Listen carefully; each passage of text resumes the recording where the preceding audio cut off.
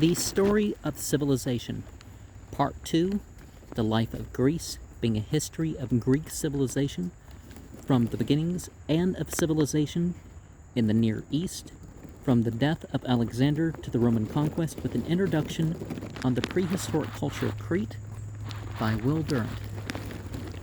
Chapter 16, The Conflict of Philosophy and Religion. Section 3, Empedocles. Idealism offends the senses. Materialism offends the soul. The one explains everything but the world.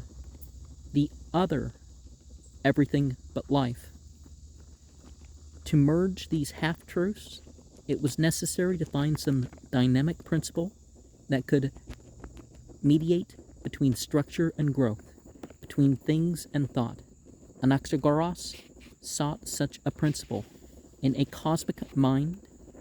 Empedocles sought it in the inherent forces that made for evolution. This Leonardo of Acragas was born in the year of Marathon, of a wealthy family whose passion for horse racing gave no promise of philosophy. He studied for a while with the Pythagoreans, but in his exuberance he divulged some of their esoteric doctrine and was expelled. Similar happened to Aleister Crowley in The Golden Dawn, right? He took very much to heart the notion of transmigration and announced with poetic sympathy that he had been in bygone times a youth, a maiden, and a flowering shrub, a bird, yes, and a fish that swims in silence through the deep sea. The Bhagavatam talks about 24 incarnations, and we have to think, perhaps, what might some of that mean if it's not literally true? He condemned the eating of animal food as a form of cannibalism. For were not these animals the reincarnation of human beings? All men, he believed, had once been gods, but had forfeited their heavenly place by some impurity or violence, and he was certain that he felt in his own soul intimations of a prenatal divinity. From what glory, from what immeasurable bliss, have I now sunk to roam with mortals on this earth? Convinced of his divine origin, he put golden sandals upon his feet, clothed his body with purple robes, and crowned his head with laurel. He was, as he modestly explained to his countrymen, a favorite of Apollo. Only to his friends did he confess that he was a god. He claimed supernatural powers, performed magic rites, and sought by incantations to wrest from the other world the secrets of human destiny. He offered to cure diseases by the enchantment of his words, and cured so many that the populace half believed his claims. Actually, he was a learned physician, fertile in suggestions to medical science, and skilled in the psychology of the medical art. He was a brilliant orator. He invented, says Aristotle, the principles of rhetoric and taught them to Gorgias, who peddled them in Athens. He was an engineer who freed Silenus from pestilence by draining marshes and changing the course of streams. He was a courageous statesman who, though himself an aristocrat, led a popular revulsion against a narrow aristocracy, refused the dictatorship, and established a moderate democracy. He was a poet and wrote on nature and on perfections in such excellent verse that Aristotle and Cicero ranked him high among the poets, and Lucretius complimented him with imitation. When he went to the Olympic Games, says Diogenes Laertius, he was the object of general attention, so that there was no mention made of anybody else in comparison with him. Perhaps, after all, he was a god. Well, it depends on what you mean by the term God, especially what's translated in English as God might not be what I would consider a god at all, even in any terms. Or you might not consider it as such. The 470 lines that survive give us only hazardous intimations of his philosophy. He was an eclectic and saw some wisdom in every system. Well, an important thing is to admit the good and truth in all paths, He depreciated Parmenides' as a wholesale rejection of the senses, and welcomed each sense as an avenue to understanding. Sensation is due to effluxes, particles proceeding from the object and falling upon the pores, poroi, of the senses. Therefore, light needs time to come from the sun to us. Night is caused by the earth intercepting the rays of the sun. All things are composed of four elements: air, fire, water, and earth. Operating upon these are two basic forces: attraction and repulsion, love and hate. The endless combinations and separations of the elements by these forces produce the world of things and history. When love, or the tendency to combine, is dominant, matter develops into plants, and organisms take higher and higher forms. Just as transmigration weaves all souls into one biography, so in nature there is no sharp distinction between one species or genus and another. We'll actually find evidence of the Greeks believing in reincarnation before you find evidence of the Hebrews. But the Hindus. Yeah, Hebrews too.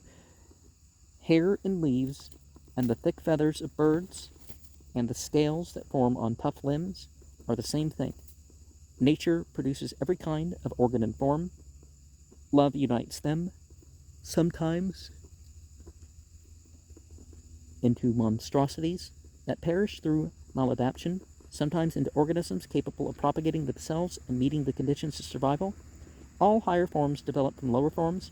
At first, both sexes are in the same body, then they become separated, and each longs to be reunited with the other. Perhaps Plato poached here from Aristophanes' speech in the Symposium. To this process of evolution corresponds a process of dissolution in which hate, or the force of division, tears down the complex structure that love has built. Slowly, organisms and plants revert to more and more primitive forms, until all things are merged again in a primeval and amorphous mass. These alternating processes of development and decay go on endlessly. In each part and in the whole, the two forces, combination and separation, love and hate, good and evil, fight and balance each other in a vast universal rhythm of life and death. So old is the philosophy of Herbert Spencer. The place of God in this process is not clear. For in Empedocles, it is difficult to separate fact from metaphor, philosophy from poetry. Sometimes he identifies deity with the cosmic sphere itself, sometimes with the life of all life, or the mind of all mind. But he knows that we shall never be able to form a just idea of the basic and original creative power. We cannot bring God near so as to reach him with our eyes and lay hold of him with our hands, for he has no human head attached to bodily members, nor do two branching arms dangle from his shoulders. He has neither feet nor knees nor any hairy parts. No, he is only mind, sacred and ineffable, mind flashing through the whole universe with swift thoughts. And Empedocles concludes with the wise and weary counsel of old age. Weak and narrow are the powers implanted on the limbs of men, many the woes that fall on them and blunt the edge of thought. Short is the measure of the life in death through which they toil. Then they are borne away like smoke, they vanish into the air, and what they dream they know is but the little that each hath stumbled upon in wandering about the world. Yet boast they all that they have learned the whole. Vain fools! For what that is, no eye hath seen, no ear hath heard, nor can it be conceived by the mind of man. In his last years he became more distinctly a preacher and a prophet, absorbed in the theory of reincarnation, and imploring his fellow men to purge away the guilt that had exiled them from heaven. With the assorted wisdom of Buddha, Pythagoras, and Schopenhauer, he warned the human race to abstain from marriage, procreation, and beans. Okay.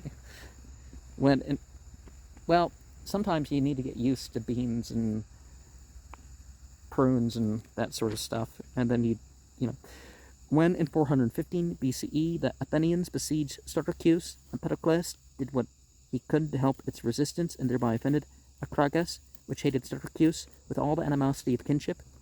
Banished from his native city, he went to the mainland of Greece and died, some say, in Megara, but Hippopotamus says that Diogenes Laertius tells how Empedocles, after bringing back to full life a woman who had been given up for dead, rose up from the feast that celebrated her recovery, disappeared, and was never seen again. Legend says that he had leaped into Atena's fiery mouth so that he might die without leaving a trace behind him, and thereby confirm his divinity, but the elemental fire betrayed him. It flung up his brazen slippers and left them like heavy symbols of mortality upon the crater's edge. And while if his shoe survived, that doesn't mean much about the body, right? But yeah, if you think your spirituality is going to cause you to kill yourself, and either that's going to be rewarding or otherwise, don't think that you're the one that's going to be guided aright when even materially